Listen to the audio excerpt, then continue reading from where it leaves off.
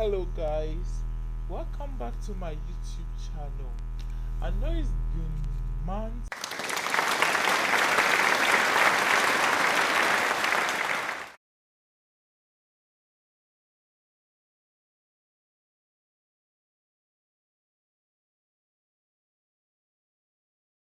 I think, but I'm back. I know I've been busy. So today I want to share with you guys my experience when it comes to girls in ICT. I know it's the topic of the town these days.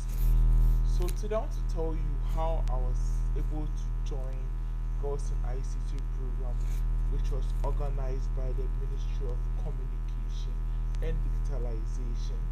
So welcome back to my channel. Don't forget to subscribe, like, and share. So I remember when school back then when my big brother called to tell me, like he actually posted it on a church platform, and it was like, well, this residential training for girls in artificial intelligence and stuff, which I have no idea about. Back then, I was going through a lot. I was a little bit depressed, so I needed something to distract myself.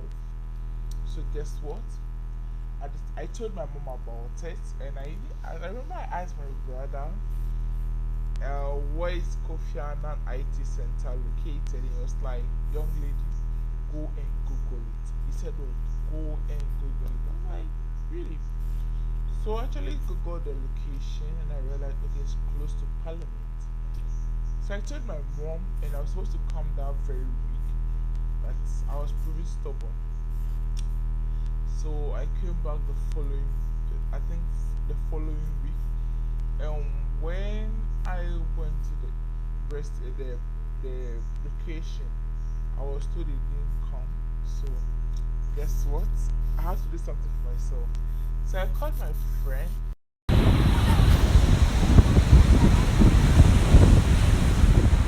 Go ahead.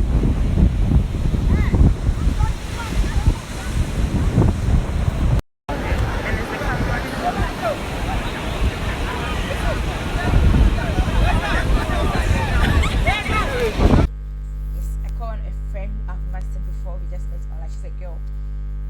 So we went to the beach we took a walk, went to this one, the beach behind the Black Star Square, as in the Independence Square.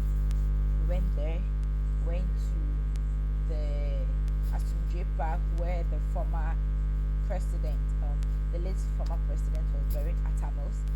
Yes, so we went there. We took a nice walk. We went to the beach. Like it was so nice. Like yeah, it was all nice. We had fun. It was just a simple life. Yeah. So I went back home and I told my mom, oh, the program went on. I couldn't tell my mom the program didn't come on that day. So the following day, I went. That was actually a holiday. So the following day, I went, and then I was dressed well, my normal official wear.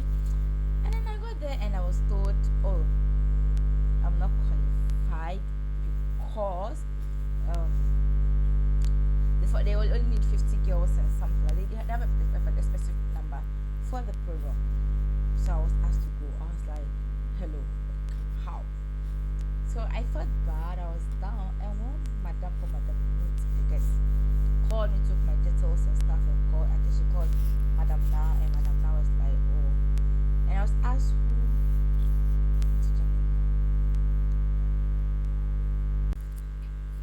Yeah. Sorry for the interruption. I had a call.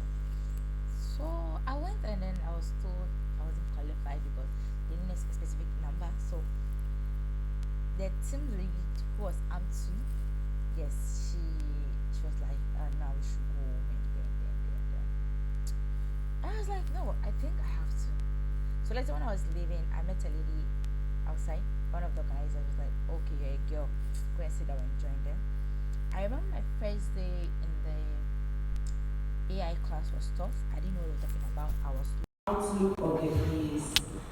before, and we also appreciate your efforts in trying to be as clear as possible, even though English is not one of the very languages that you might be operating with in your institution.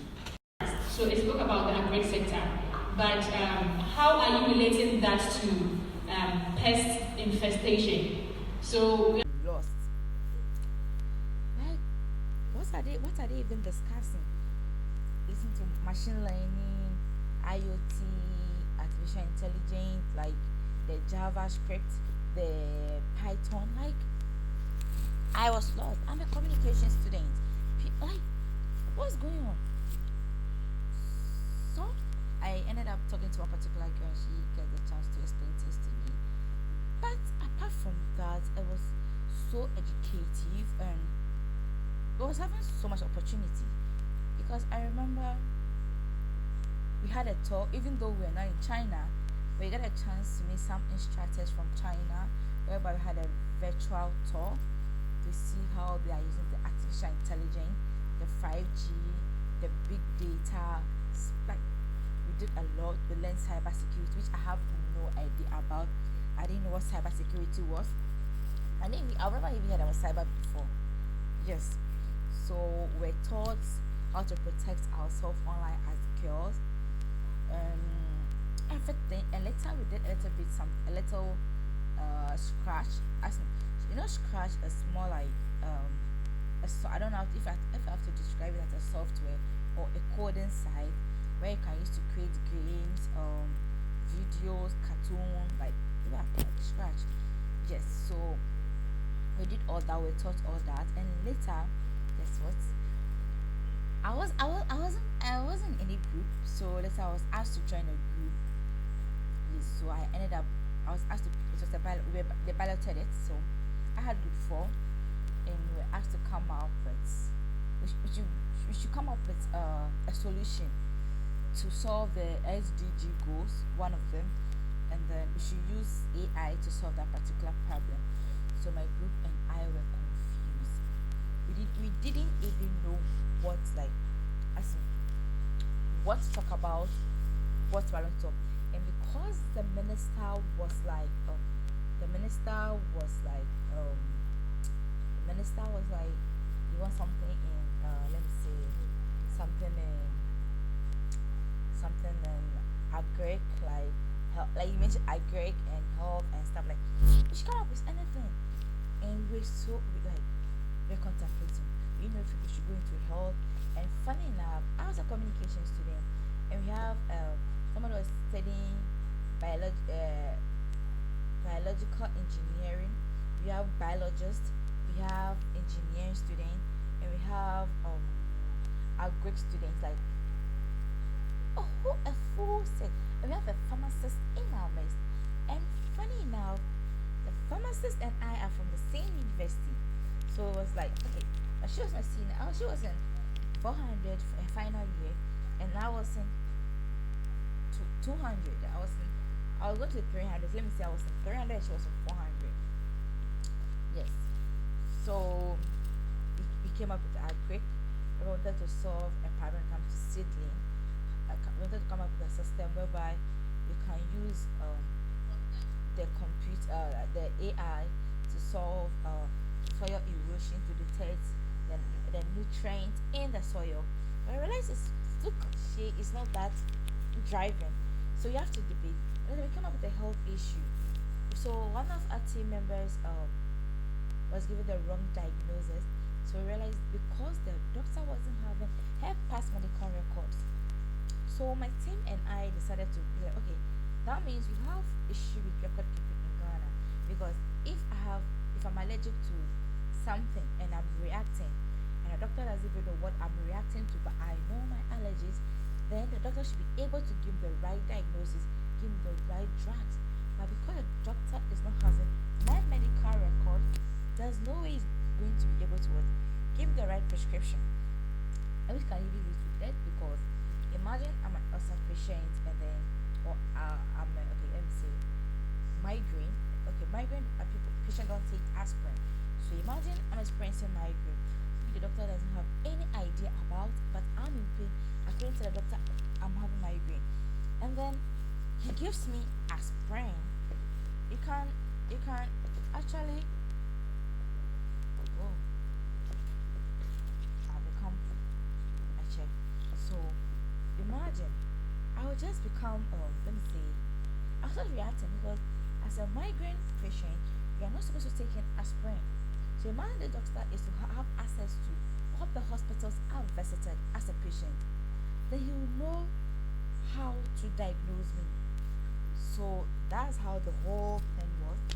So we came up with a system whereby we can have a unified record keeping system where when you travel, let's say for instance, you are from hospital A, like okay, you've been visited by hospital XYZ, GHRST and co, and then you get admitted in the hospital G. Now, because the doctor in hospital G is not having access to your past medical records, doesn't know what are your past history, what you are allergic to, their operations, your diagnosis and stuff.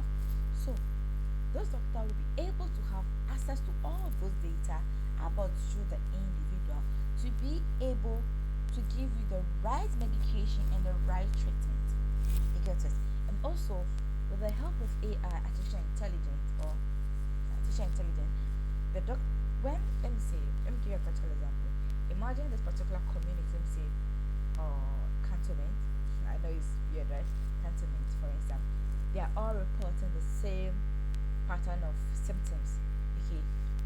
Maybe the system can pick, okay, because the people living in cantonment are eating a particular food and from a particular restaurant, that's why they are all reacting to that. And the AI system or our software or our system should be able to tell us, okay, this is the pattern this cantonment residents are reporting, like we are getting on them.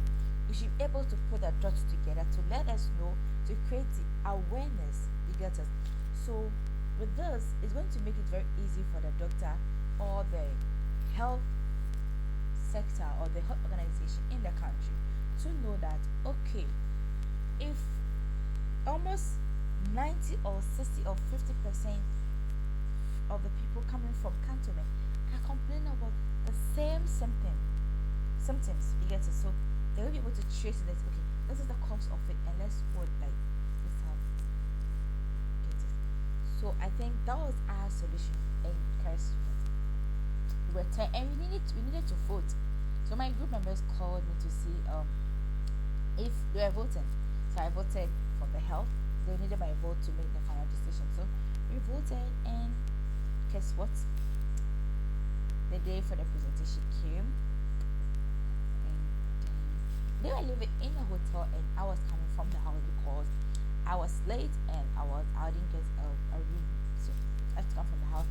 My mom was so supportive, like very, very, very. When I say supportive, my old girl was so supportive.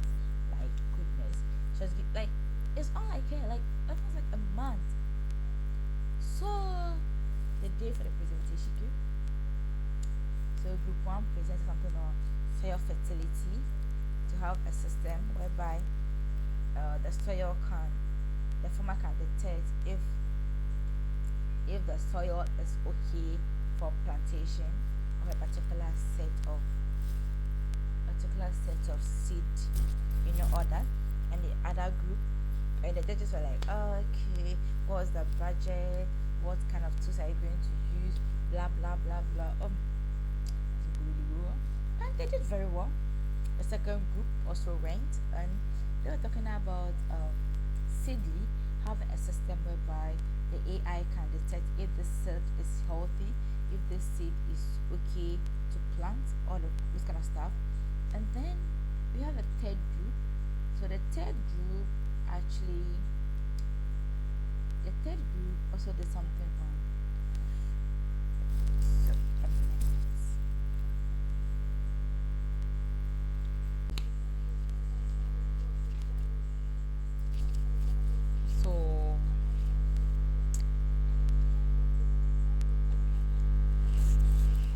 so as I was saying, So the third group, I actually don't remember what they did.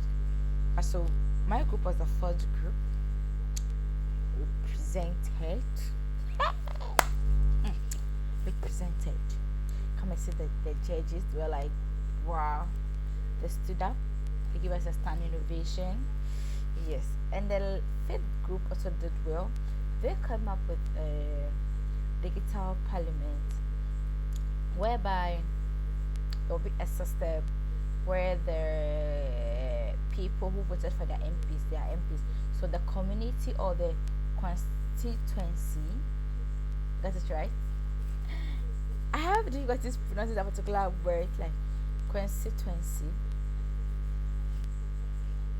So we had a problem. Like in case they have a problem, they they can go on that particular website and then launch a complaint, and then the AI or the IoT or whatever will will pick it up. Like we'll gather them. So in case we have maybe 20 people complaining about the roads, maybe have 20% of them are complaining about roads, or 50 people are complaining about water, light system, or whatever. Like, the AI should be able to arrange it, and then whatever the MP decides to do for the constituency, it will be on the page on the dashboard or something, where in case he does one, like the people can track the work of the MP, what he or she is doing for the constituency.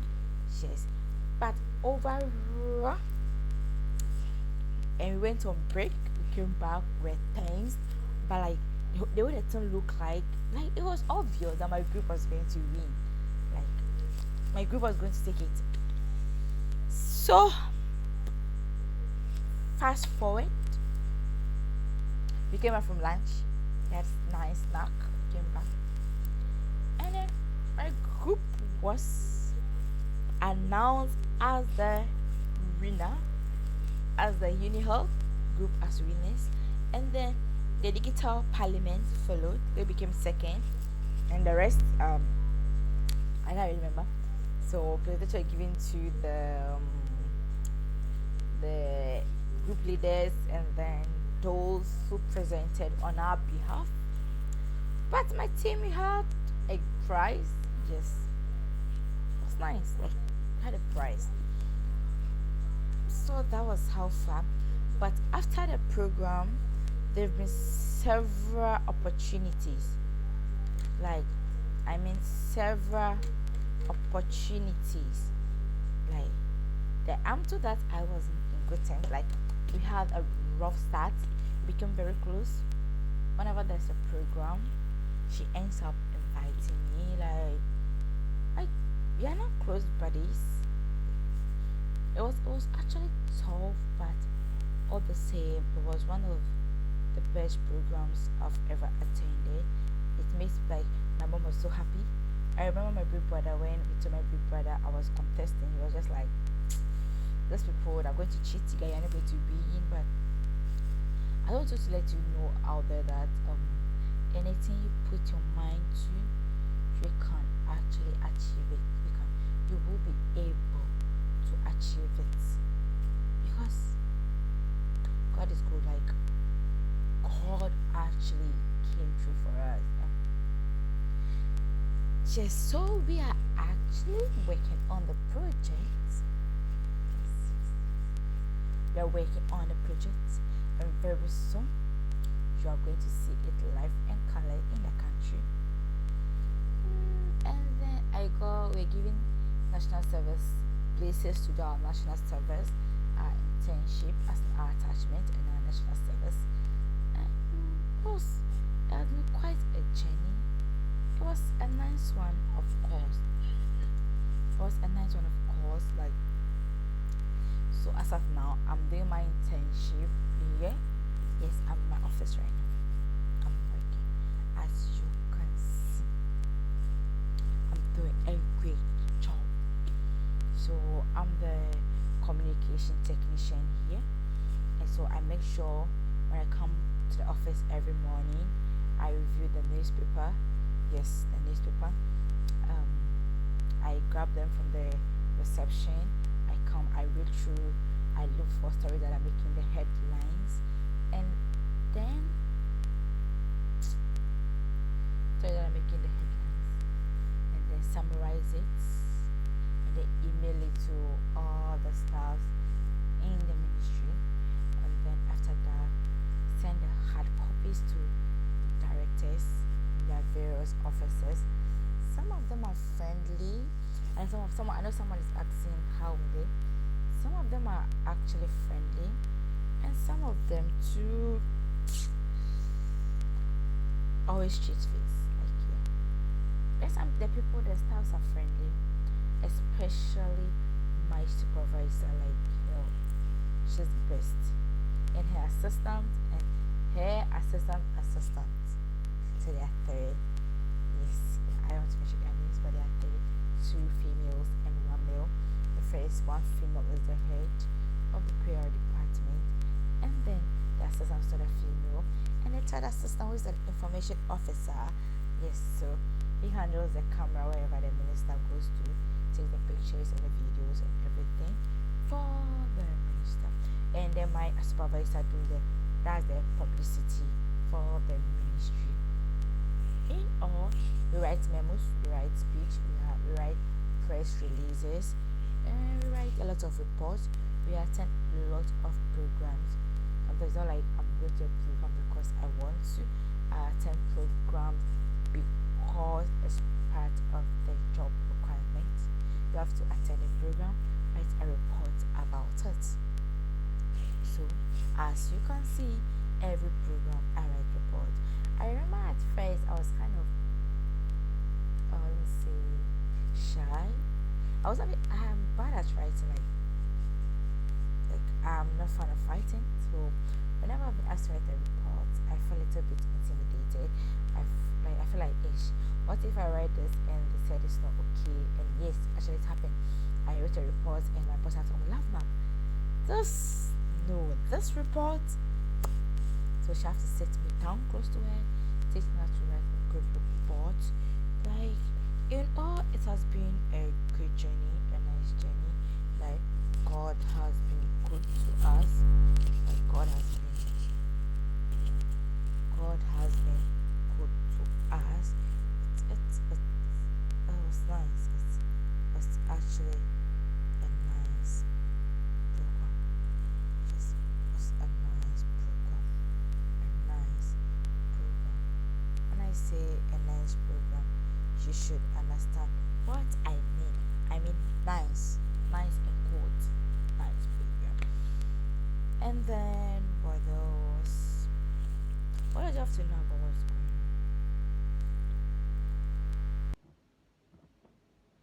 Yes, so as I was saying the last time,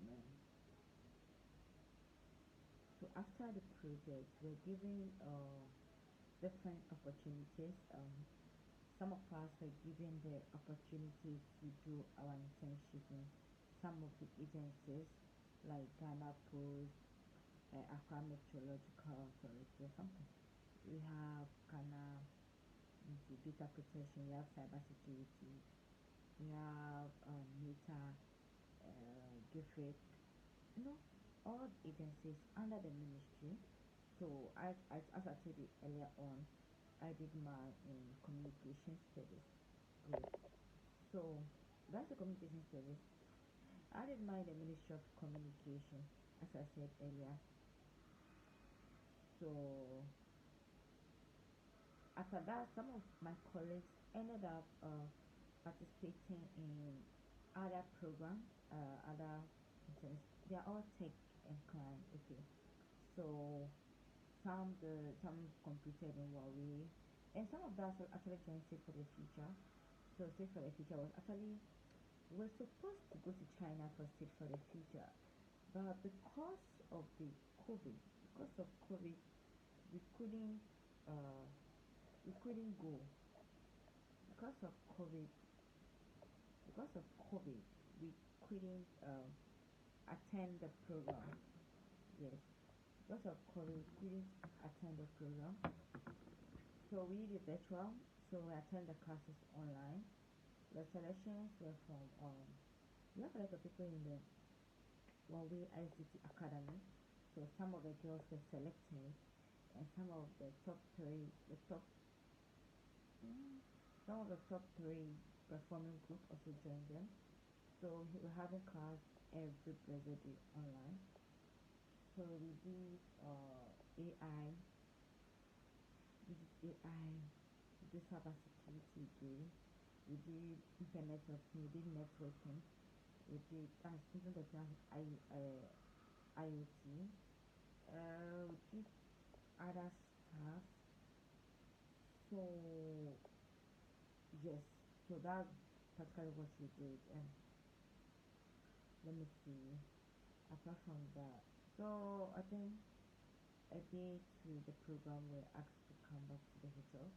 So one final thing enough is let's get us a hotel. So we pitched the idea to them. We did the final day we competed against each other. It was worldwide because we're having other countries too. But I think theirs were just both both gender, but ours in Ghana you were just girls.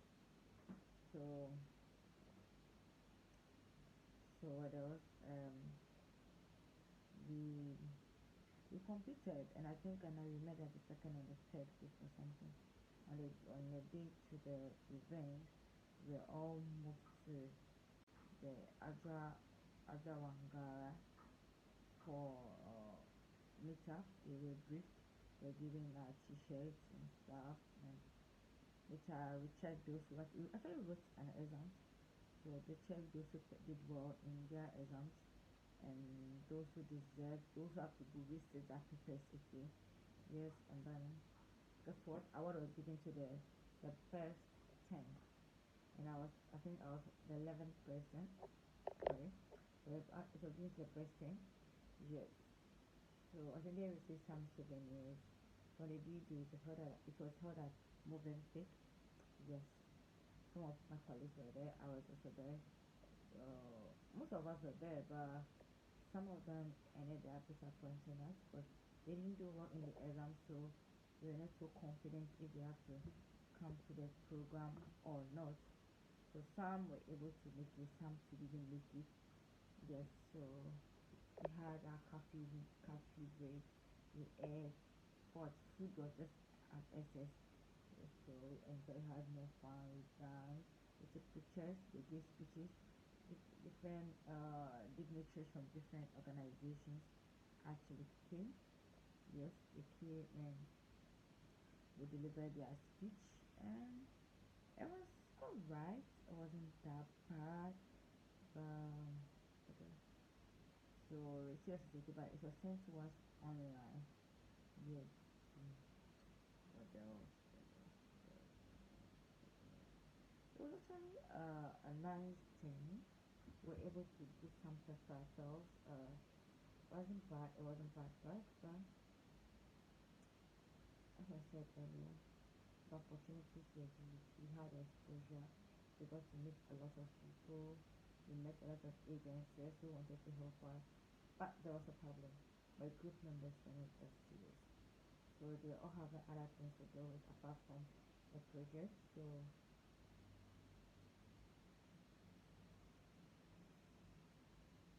we didn't do anything really typical or football or whatever.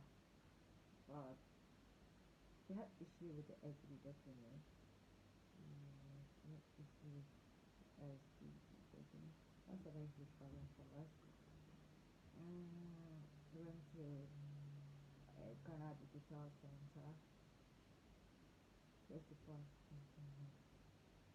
Well, we're able to pull up something. We got invited to Tony Black Institute, and we were there, had fun. It wasn't that bad. You can pause. I mean, it's people who are always on stage,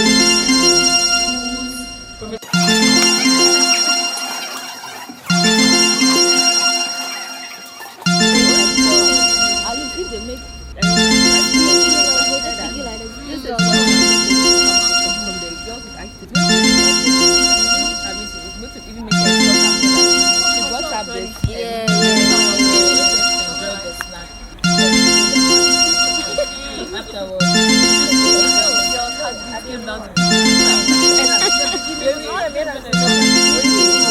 Of course. I wasn't expecting it. I got scared at that moment.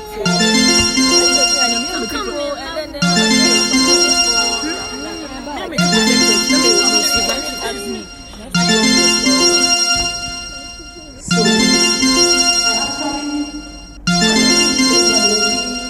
something I told them that with regards to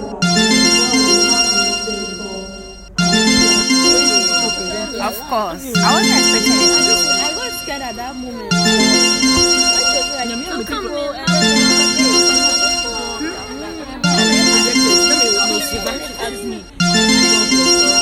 This view.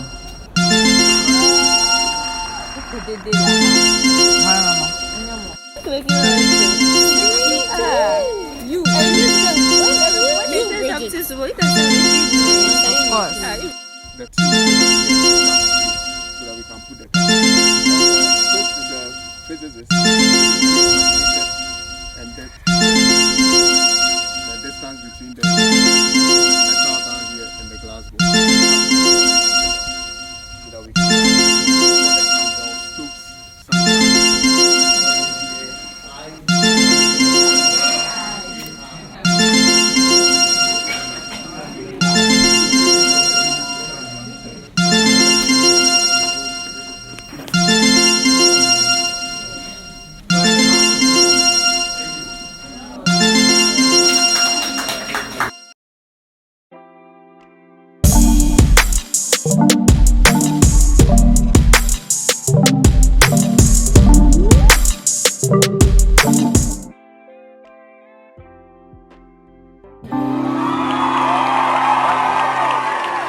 Hey girl, What's up, Scott? I'm bored. Really? Can you please change the movie? Do you have any in mind? What about business proposal? First kill. Why first kill? Unless you want me to tell you a story, I mean a very long story. I hope it is not boring, I know. The regimental sergeant major has just left, sir, reported Corporal Zulov, sending a cold feeling into my nerves. He says he needs you in his office once you're back from today's trip. He concluded, leaving me wondering why the RSM would look for me as early as 5, quite uncharacteristic of him to visit our headquarters. I looked at Zulov as he walked towards the garage, still lost deep in thought as to why I had been summoned. Well, let things unfold as they come. I concluded as I shrugged in anticipation, quickly headed to the login room and signed in before getting the bus keys and drove off to the pick point. My job description required me to ferry military personnel from the Kala camp, located 50 kilometers from Jolatown, taking them into the glamorous city where other departments' military were located. Upon arrival, I went round all pick points, boarding others that preferred to live in the city before driving back into town. I loved every bit of my job, hence ensured that I exhibit the highest form of discipline and allegiance to my superiors. No wonder people loved and appreciated my humility and warm services. Soon, we were driving into camp past a heavily guarded entrance manned by over 5 armed soldiers, specially known as sentries. I breathed a sigh of relief as the luxurious green bus jolted upon arrival at the last drop-off point before everyone disembarked. Morning mission accomplished, now time to meet the RSM and clear the air on why I was needed in his office. No sooner had I parked the enormous machine than I jumped out, stretched myself before reaching standing in front of the huge side mirror on the coach that hang like horns on a buffalo. I could not help but stare at myself in admiration. How the camouflage uniform fit me perfectly. My muscles were evidence enough that I was one of the few soldiers that had maintained the rule of physical fitness. Thanks to my homemade gym where I usually spent time flexing muscles during my free time. I strolled my way energetically towards the RSM, General Banda's office. Only God knows how many times I had to freeze showing courtesy to numerous superiors I came across within a distance of 500 meters. Only someone that has ever experienced camp life can bear witness of how challenging life as a junior officer in the camp is. Every day is that of freezing to superiors. Finally I was here, standing in fronting his office door. I took a deep breath, checked my appearance, made few adjustments to the uniform before I finally knocked. "Come in," answered the lion voice of General Banda. I could feel my adrenaline rush profusely as I hesitated a bit before finally swinging the door open and made my way inside. There sat the fat, tall man with a wrinkled face and a traditional bold haircut he was fondly known for. His curled grayish mustache always made him appear kind of scary, a perfect example of a British soldier of the 1800s shared on "What's up" by "Good morning, sir." I greeted in an energetic, firm voice that had potential to scare a flock of eagles. While raising my right hand with the palm strongly pointed at the corner of my headdress. "Good morning, Jerry," responded General Banda in acknowledgement. "Take a seat," he continued, this time sounding even more welcoming. Making my nerves calm, prompting my adrenaline run normally. "Thank you, sir," he responded, before getting rid of my salute stature before walking over to the seat just in front of his office table. I had known General Banda since my early days in the training camp. His military reputation was so that he had survived several dangerous military operations both locally and overseas.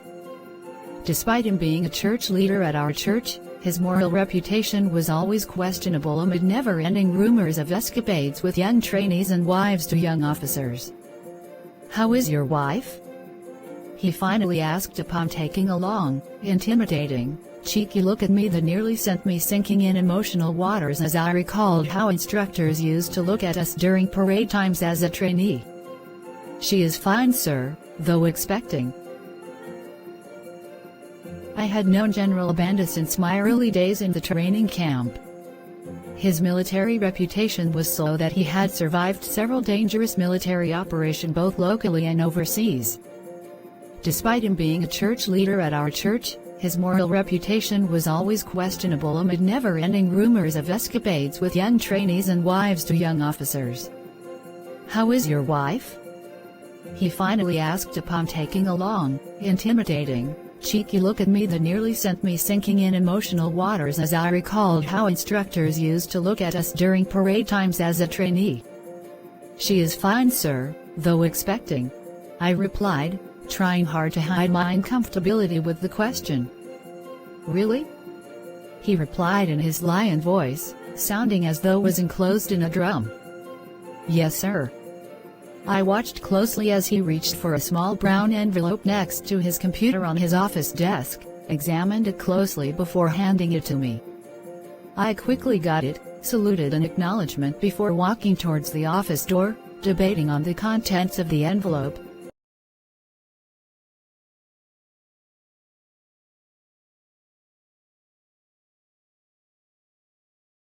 Please continue with the story. "Are you sure?" Yes, please. "All right." I could not believe my fate as I ran my eyes through the contents of the letter. Short of words, still dipped into rude shock.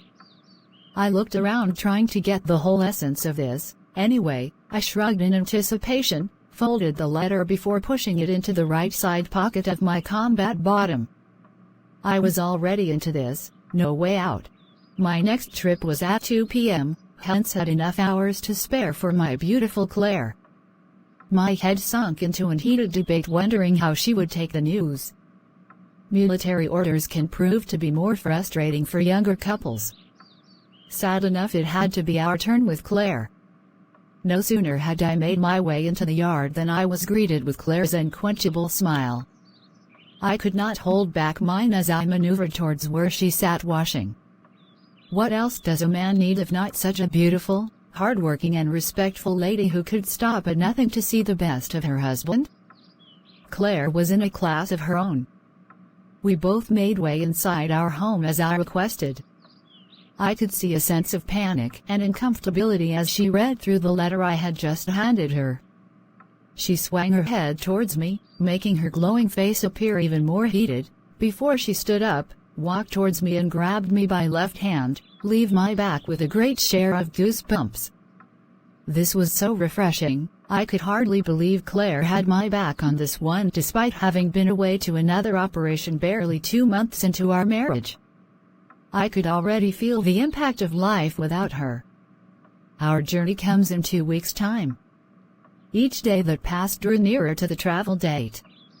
I spent my time home with Claire, helping her out with some of her daily house chores. I could not hide my grief whenever I looked at how her pregnancy took an advanced shape every day. I could only be able to meet my child 6 months later. Claire never relented in including me in prayer during our evening Bible sessions. She never ceased to amaze me with her spiritual prowess. She was an angel sent from above. How amazing time flies. Finally it was the due date. I remember how I had Claire tight while she sobbed bitterly as we awaited to board a Boeing. One could see how dull the moment was. It is never easy to say goodbye to someone you love. Truly, goodbye is the saddest word. Ugly scenes of wailing women erupted profusely as we ascended the staircases, making way into a Boeing, dressed in peacekeeping uniforms. I could not afford to take a glance at Claire once more, whose weeping had become even more audible. I sat down quietly, lost deep in thoughts on how life would be for the next 6 months. The only fear everyone had was that of devastating reports on how United Nations peacekeepers had continued to face deadly attacks from the ruthless rebels. I said a little prayer as the plane jolted its way towards the runway. Here I am, seated on a plane to the Central African Republic on a peacekeeping mission. Only God knows what shall happen next. What happens? Chapter 3 will give you answers. I've been tasked to taste this and see how it does. So.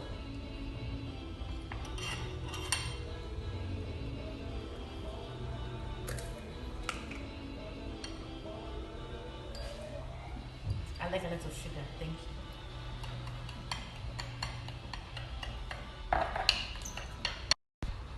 Alright, so she said according to her there's smoke inside already. I don't know how sure it is, but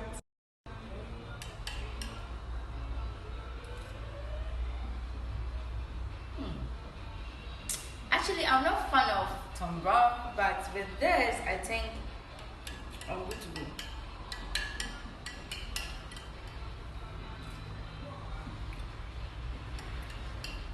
Wow.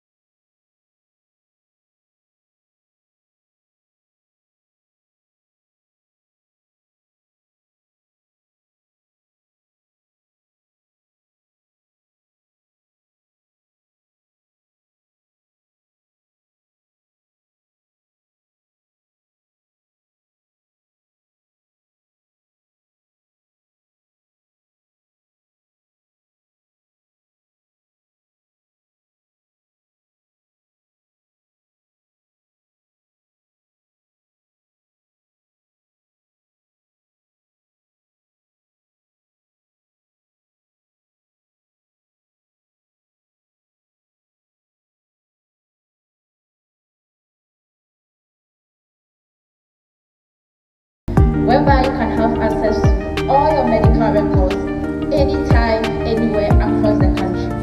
So it doesn't matter if you have your past medical records invalid. When you go to a rich hospital or new clinic, you can still have access to your past medical records with the help of AI to also detect and predict upcoming diseases. Thank you.